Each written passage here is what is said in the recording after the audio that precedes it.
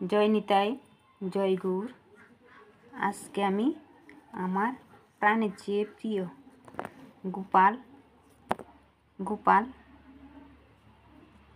সঙ্গে রাখতে আমার খুবই ইচ্ছা করে, কিন্তু পারছি না। কারণ আমার তো চারিদিকে খুবই ঝামেলা। কারণ আমার পরিবারে আমার পিতা নেই, পিতা মারা গেছে। এখন আমি সব দেখাশোনা করতে হয়। তবে আজকে আমি আমার প্রাণের চেয়ে প্রিয় গোপালকে সঙ্গে রেখে, আরও আছে আমার পঞ্চতত্ত্ব জগবন্ধু, বলরাম, সুভদ্রা, সবাই আমরা পরিবারের সদস্য। আমি তাদের খুব ভালোবাসি। তারা আমার পরম ভগবান। তাদের ছাড়া আমার কিছুই ভালো লাগে না।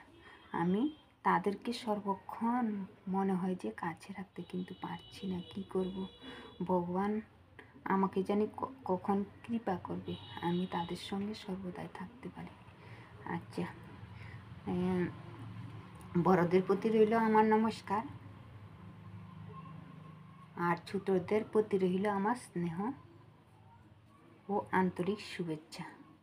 আজকে লীলার বর্ণনা করব শবরী কিভাবে রামকে দেখতে পেলেন। পঞ্চবটী বনের পাশ দিয়ে বয়ে গেছে গোদাবরী নদী। সেই পঞ্চবটী বনের গোদাবরী নদীর ধারে ছোট্ট একটি পাতার কুঁড়ে ঘরে থাকে শবরী। শবরীর এক বেদের মেয়ে, মানে একটা বেদের মেয়ে নিচু বর্ণের জন্মগ্রহণ করেছিলেন। তার বাবা মা নেই, আত্মীয় স্বজনও কেউ নেই।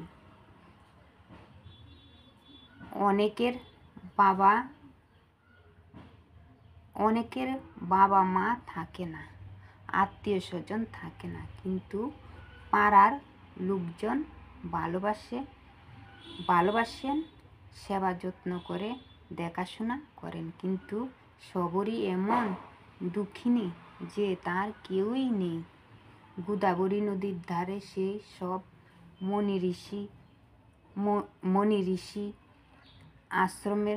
আশ্রমে বাস করতেন। মনি ঋষিরা আশ্রমে বাস করতেন।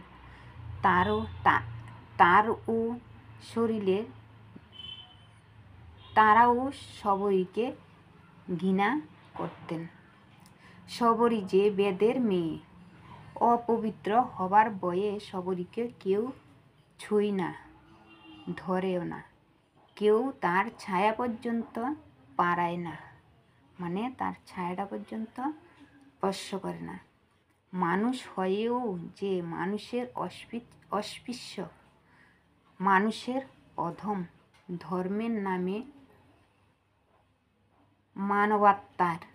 আত্মার এত অবমাননা। শবরী কিন্তু এতে দুঃখ নেই, মনে কোনো দুঃখ নেই, কোনো ক্ষোভও নেই। যারা তাকে ঘৃণা করেন, তাকে স্পর্শ করেন না, সে এগিয়ে চলে, সেই দূর থেকেও তাদের সেবা করে। শবরী দূর থেকে তাদের সেবা করে এবং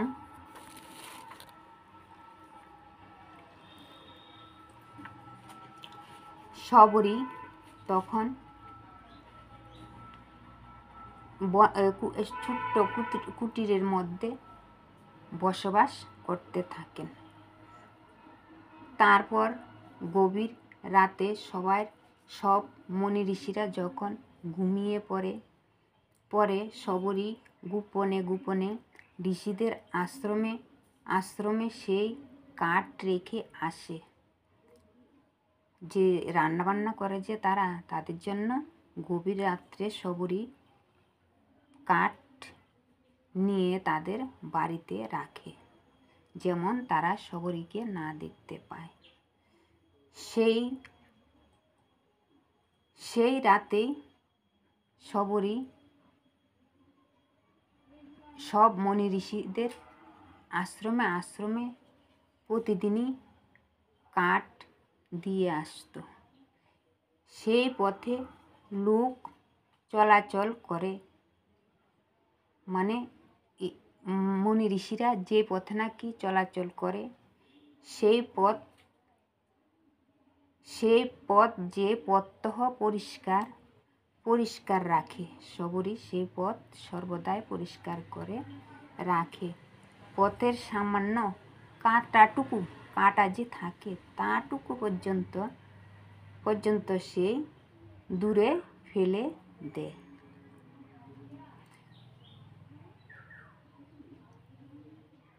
ছোট্ট একটা গাছের ঢালে টুকরো পেলেও সে সেটা দূরে ফেলে আসে। পথে সামান্য কাঁটাটা পর্যন্ত সে ফেলে দেয়।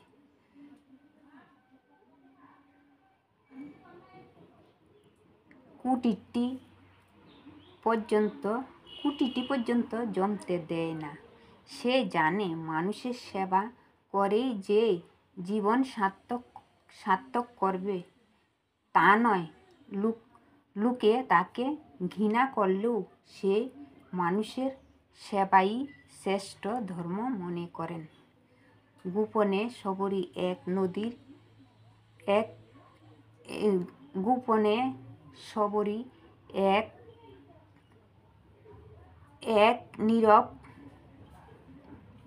সবরই এই নীরব সেবা ধরা পড়ে এক বৃদ্ধ ঋষির কাছে। সবরই যে এই কাজগুলি করেন রাত্রেবেলা, এই কাজগুলি করতেছে সেই সময় এক ঋষির কাছে তিনি ধরা পড়েন। তিনি অবাক হয়ে চেয়ে থাকেন সবরীর মুখের দিকে। সবরী মুখখানি ফুলের মতো নিষ্পাপ ও সুন্দর এবং আগুনের মতো পবিত্র। সবরী ভেবে পাচ্ছেন না যে ঋষি কি করবেন। ঋষি ভেবে পান না এবং ঘৃণা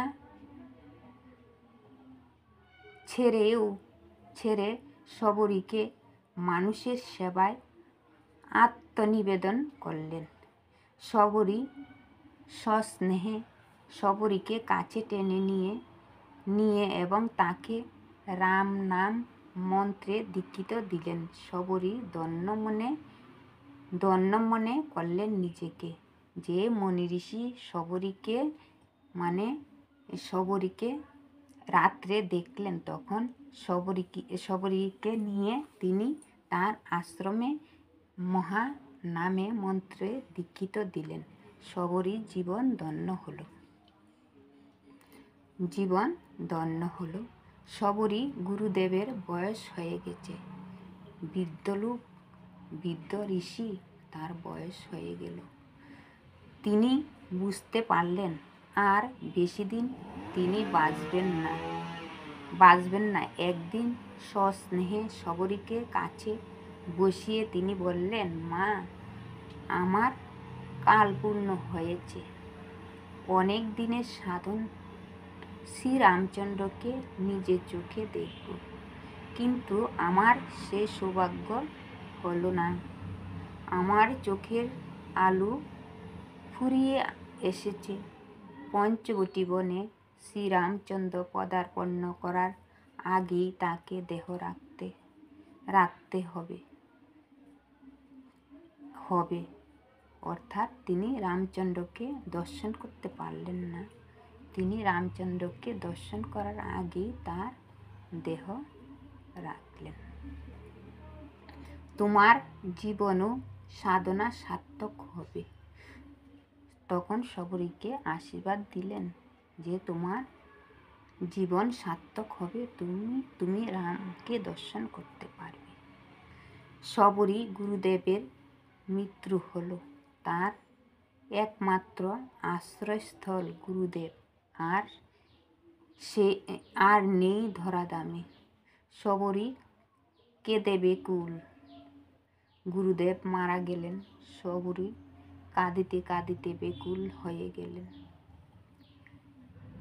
সেই বাপ মায়ের স্নেহ পায়নি, আত্মীয় স্বজনের ভালোবাসা কাকে বলে জানে না। ভগবান ভাগ্য গুণে এমন দেবতুল্য গুরুদেব পেয়েছিলেন সবরী। তার উপদেশ, স্নেহ, মায়া, মমতা, করুণা, শিক্ষায় সবরীর জীবনকে সার্থক করেছেন। সেই গুরুদেবকে আজ আর নেই, সেই গুরুদেব আজ আর নেই ধরাধামে। সবরীর কান্না বিরাম নেই, চোখের জলে শেষ নেই। এখন তার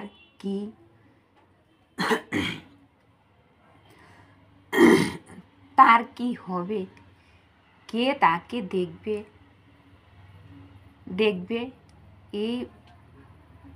এইভাবে সবরী হতাশা হয়ে দুঃখের দিনে এখন সে কার কাছে গিয়ে দাঁড়াবে? কার একটু স্নেহের বাণী শোনার জন্য তার মন উন্মুক্ত হবে? কে তাকে জানাবে সহানুভূতি?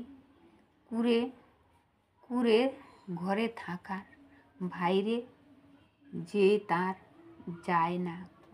যে ঘরে আছে, আশ্রমের, মনি ঋষির আশ্রমে আছে, সেই আশ্রমে তিনি থাকেন। তিনি আশ্রম থেকে বের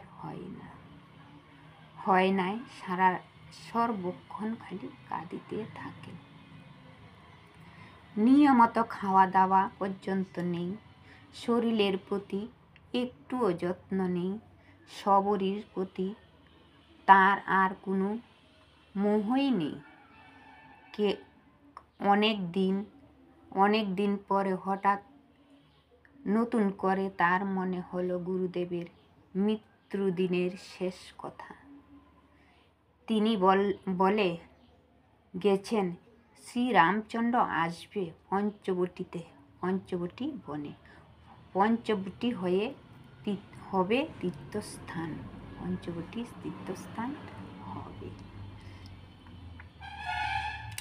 সবরী যে নতুন আলোর দেখা পেল, প্রত্যহ ভোরে স্নান করতে লাগলো। স্নান করে সেই জল আনে, ফুল তুলে, বনে খুঁজে খুঁজে মিষ্টি ফল আনে। তারপর নীরবে বসে থাকে তার ভাঙা কুঁড়ে ঘরের দুয়ারে, শ্রীরামচন্দ্রের আবির্ভাবের আশায়। মনের আশা, যদি প্রভু রামচন্দ্র এই বনে আসেন তাহলে সে তার পা ধুয়ে দেবে, পায়ের জল মুছবে, নিজের মাথার চুল দিয়ে গাছের ফল দেবে খাওয়ার জন্য, সবরী জল দেবে পান করার জন্য, আর পাতার আসন বিছিয়ে দেবে তাকে। অর্থাৎ রাম যদি আসে, পাতার আসন বিছিয়ে দেবে বসার জন্য। বছরের পর বছর চলে যায়, সবরীর প্রতীক্ষা চলতে থাকে। কিন্তু যার জন্য এত প্রতীক্ষা তার আর দেখা মেলে না। অনাহারে অনিদ্রায় তার শরীর ভেঙে পড়ল। ক্রমে যৌবন বিগত হলো,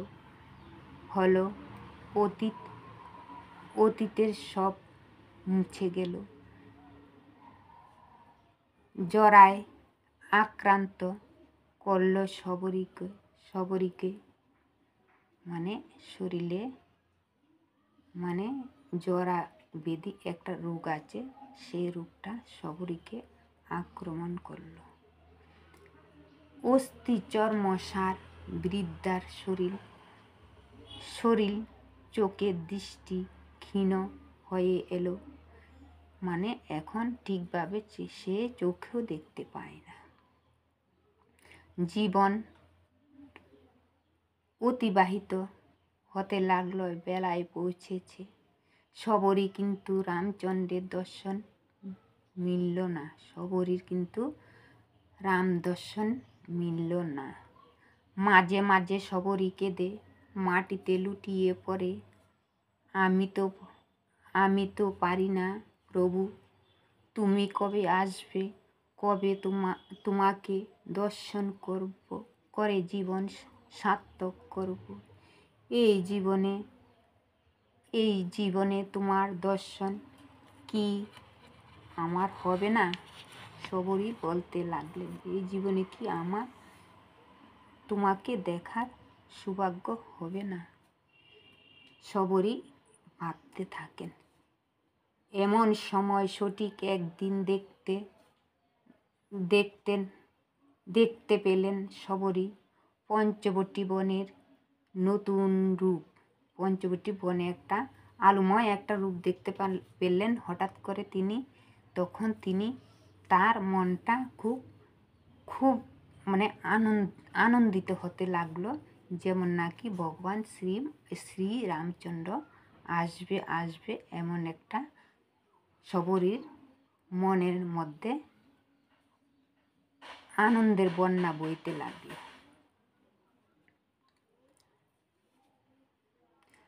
বনভূমির সমস্ত গাছ সবুজ পাতায় ঢাকা,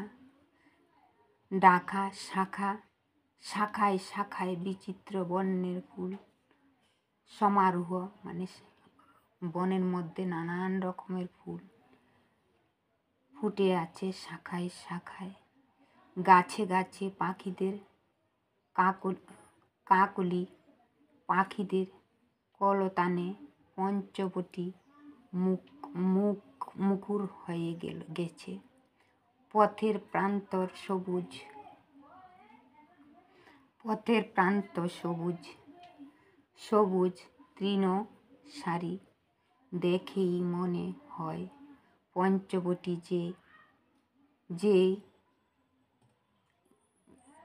যে আগের মতন নয়, যেন কার অভ্যর্থনার জন্য প্রস্তুত হচ্ছে। পঞ্চবটী বনের যৌবনশ্রী ফিরে এসেছে। সবরই একা কুঁড়ে ঘরে দাঁড়ে বসে থাকে, ভাবতে লাগে রামচন্দ্রের কথা। এমন সময় যেন শুনতে পেল সে, যেন কে তাকে ডাকছে। সবরই বলে যে তাকে কে জানি ডাকছে। সবরই ভাবতে লাগলেন। সবরই সমস্ত দেহ মন এক অপূর্ব আনন্দের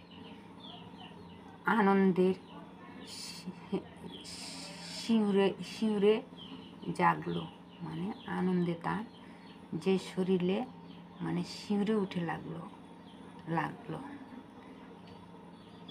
এক সঙ্গীতের মতো বনের এপার থেকে ওপার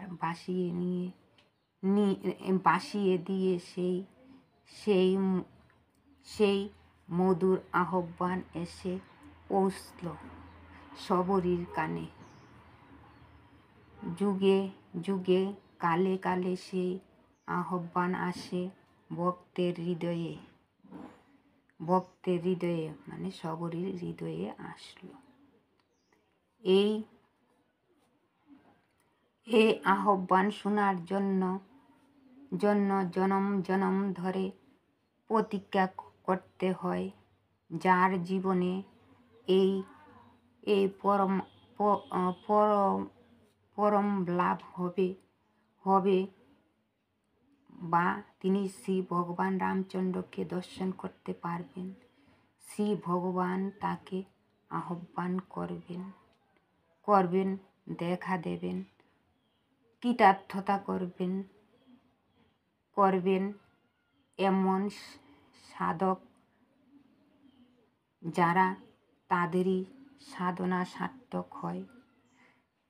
পার্থিব কামনা বাসনা মুক্ত হয়ে যিনি পরম পুরুষের ধ্যানে মগ্ন হতে থাকেন, তিনি সেই দুর্লভ সৌভাগ্যের অধিকারী হন। এই তো সেই আহ্বান। বহু যুগের উপার হতে সেই মধুর কণ্ঠ বেজে উঠে আসে, শবরী শবরী শবরী।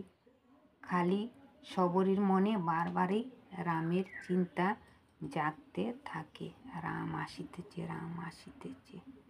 নিজের নাম শুনে শবরী চমকে উঠল। ভাবছে তাকে ডাকছে, তার নাম শুনে সে নাকি চমকে উঠলেন শবরী। সে দিশেহারা হয়ে পড়ল, কি করবে ভেবে পাচ্ছে না। সারা দিন পর্যন্ত তার সাহস হলো না, যদি এই ডাক আর শুনতে না পায়। শবরী উঠে দাঁড়ালো। তবে কি এতদিন পরে তার ডাক শুনছেন ভগবান রামচন্দ্র। উঠে দাঁড়িয়ে সেই ঝাঁকে দেখল,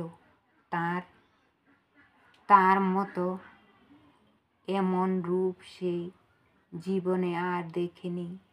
সেই রূপের লাবণ্য চোখ জুড়িয়ে যায়। বিশ্ব চরাচরে এই রূপের ধ্যান করে চলছেন। সেই রূপ দেখে চোখ ফিরানো যায় না যে। শবরী অভিভূত হয়ে গেলেন। অনেকক্ষণ তার মুখ দিয়ে কোনো কথা বেরোল না। শেষে সেই বুঝতে পারলেন একই কথা। তার ইষ্ট দেবতা তার সামনে, ভক্তের ডাকে ভগবান তবে এতদিনে দেখা দিতে পারে, শবরী মনে মনে ভাবলেন। তখন তিনি সেই একটি পথ, যে পথে নাকি ভগবান শ্রীরামচন্দ্র আসবেন, সেই পথ দিয়ে তিনি ফুল দিতে আসতে লাগলেন। আর এদিকে যে কুল, আমরা যাকে বলি বড়ি, সে মুখে দিয়ে যেটা নাকি মিষ্টি সেটা তার থালায় রাখে, আর যেটা নাকি মানে খুব চুকা টক সেটা ফেলে দেয়। এইভাবে তিনি ফল সংগ্রহ করলেন, পথে পথে পুষ্প দিলেন, ফলগুলি নিয়ে ঘরে রাখলেন, পুষ্প দিতে আসতে লাগলেন। ক্রমান্বয়ে তখনই এই মুহূর্তে তার ইষ্ট দেবতা তার সামনে, ভক্তের ডাকে ভগবান তবে এতদিনে দেখা দিলেন শবরীকে। আনন্দে উল্লাসে শবরী রামচন্দ্রের চরণে লুটিয়ে পড়ল। চোখের জলে ধুয়ে দিল রামচন্দ্রের রাতুল চরণ দুখানি। মুখের কথা নেই, অন্তরের এক মধুর শান্তি তার সাড়া দিল। জীবনের আরাধ্য দেবতার সামনে পেল। ভগবানের পদতলে ভক্ত সাধিকা, ভক্ত ও ভগবানের মিলন। এই অসম্পূর্ণ দৃশ্য সেই বটে বটে শবরী কাঁদতে লাগলেন। তখন রামচন্দ্র শবরীর কুটিরে গেলেন। তখন রামচন্দ্রকে বসার জন্য পাতা বিছিয়ে দিলেন। তখন বসলেন। শবরী মহা আনন্দে রামচন্দ্রকে প্রণাম করে তাকে জল এনে দিলেন। তার রাতুল চরণ দুখানি ধুয়ে তার চুল দিয়ে মুছে দিলেন এবং তাকে যে কুল এনেছিলেন মিষ্টি মিষ্টি দেখে রামের হাতে তুলে দিলেন। রাম শবরীর মুখের দিকে তাকিয়ে আছেন। রাম মুখের দিকে তাকিয়ে আছেন আর শবরী করজুড়ে প্রভুর প্রার্থনা করে। দুই চোখের জল যেন ভাসতে ভাসতে তার বুক ভেসে গেল। তখন রামচন্দ্র ভক্তের দেওয়া এই কুলগুলি নিজে সেবা করতে লাগলেন। আর তার ছোট ভাই লক্ষণকে একটি কুল দিলেন হাতে। লক্ষণ মুখটা একটু কালো ভাব করে নিলেন, কিন্তু দেখা গেল লক্ষণ রাম যখন এই শবরীর এটুটাই খেয়েছিলেন আর খাচ্ছেন, আর লক্ষণ ওটার পেছন দিকে ঢিল মেরে ফেলে দিল। তখন আর লক্ষণ রামের মুখের দিকে তাকিয়ে আছে, যে মনে মনে ভাবছে দাদা কিভাবে এই নিচু জাতের পেদের মেয়ের উচ্ছিষ্ট বস্তু গ্রহণ করেছেন। তবে ভগবান জাতপাতের বিচার করে না। ভগবান সবাইকে সৃষ্টি করেছেন, ভগবান সবার হাতে সেবা করেন। কিন্তু আমরা মানব জাতি, আমরা নানা বাহানা করি যে ওরা ছোট জাত, ওদের হাতে আমরা খাবো না, ওদেরকে স্পর্শ করব না, আমরা সাধারণ মানুষরা বলে থাকি। স্বয়ং ভগবান যদি নিচু জাত, চাণ্ডাল, মুচি, বেদ সমস্ত লোকের হাতে সেবা করতে পারেন, তবে আমরা তো ক্ষুদ্র থেকেও ক্ষুদ্র, তবে আমরা কেন সেবা করতে পারবো না? আমরা কেন পারবো না?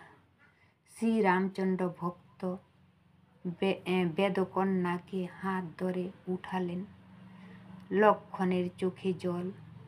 শবরী তাড়াতাড়ি চলে গেল আর তার ভাঙ্গা কুটিরে পাতায় করে নিয়ে এলো। সামনে ফল মূল ভাঙ্গা মাটির ভারে নিয়ে এলো পানীয় জল। শ্রী ভগবানকে দেওয়ার মতো তার যে আর কিছুই নেই। দিক সংশয়ে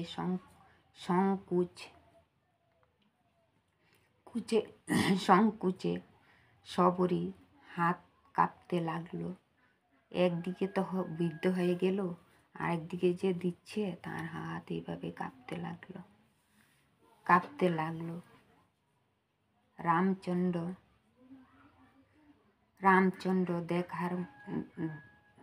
দেওয়ার মতন তার যে কিছুই নেই, তবু তিনি যা কিছু পারছেন রামচন্দ্রকে দিচ্ছেন। কিন্তু ভগবান তো যে আমরা নাকি থালায় থালায় ভগবানকে দিই, ভগবান কিন্তু খায়, কিন্তু ভগবান খায় না। ভগবান মাত্র দর্শন করে। ভগবান চায় আমাদের মনটা কি পবিত্র না অপবিত্র, আমরা কি ভক্তিভাবে তাকে দিয়েছি না মানে ভক্তিশূন্য হয়ে দিয়েছি। যদি ভক্তিভাবে দিয়ে থাকে তবে ভগবান সেই দিকে দৃষ্টি আকর্ষণ করেন। তো শবরী তো নিঃসন্দেহে ভক্তি ভরে দিয়েছেন। ভগবান শ্রী রামচন্দ্র সেগুলি গ্রহণ করলেন। সবরই আর কাঁদিতে লাগিলেন। কিন্তু ভগবান মানুষের হৃদয় চান, খাওয়াটা চায় না। শ্রদ্ধা সঙ্গে সবরই দেওয়া খুদ কুড়ে ঘরের থেকে এনে দিল। রামচন্দ্র তৃপ্তি ভরে খেল। অহংকারের রাজভোগ তিনি গ্রহণ করেন না। যে নাকি ভগবানের নামে রাজভোগ তৈরি করেন অহংকার ভাবে, সেই রাজভোগ কোনোদিন ভগবান গ্রহণ করেন না। গ্রহণ করেন ভক্ত হৃদয়ের প্রতি ও ভক্তি। ভগবান গ্রহণ করেন এটাই, ভগবানের হৃদয়ের প্রীতি আর ভক্তি, এটাই ভগবান গ্রহণ করেন। ভক্তের দেওয়া সামান্য জিনিস রামচন্দ্র হাত বাড়িয়ে সস্নেহে গ্রহণ করলেন। ভক্তের অন্তরের দান ভগবানের নিকট তো তুচ্ছ নয়। পরমানন্দের সবরীর দেওয়া পানীয় জল গ্রহণ করলেন। ভক্ত বেদকন্যা সবরী ও ভগবান শ্রীরামচন্দ্রের পূর্ব মিলনের পঞ্চবটী বন আর গোদাবরী নদী চিরদিনের জন্য পুণ্য তীর্থস্থান হয়ে গেল। এরপর থেকে তাদের সবরী যে রামচন্দ্রকে দর্শন করলেন এবং রামচন্দ্র আর সবরীর যে ভক্তির মোহটা দেখলেন, সেটা দেখে ভগবান রামচন্দ্র খুবই খুশি হয়ে আনন্দিত হলেন সবরীর উপরে। তখন সেই সময় থেকে এটা পঞ্চবটী বন নয়, এটা একটা তীর্থস্থান হয়ে গেলেন। যদি আমার ভুল হয়ে থাকে আপনারা নিজ গুণে কৃপা করে ক্ষমা করে দিবেন। আমি আপনাদের কাছে ক্ষমা প্রার্থী। বড়দের প্রতি নমস্কার, ছোটদের প্রতি আন্তরিক ও শুভেচ্ছা।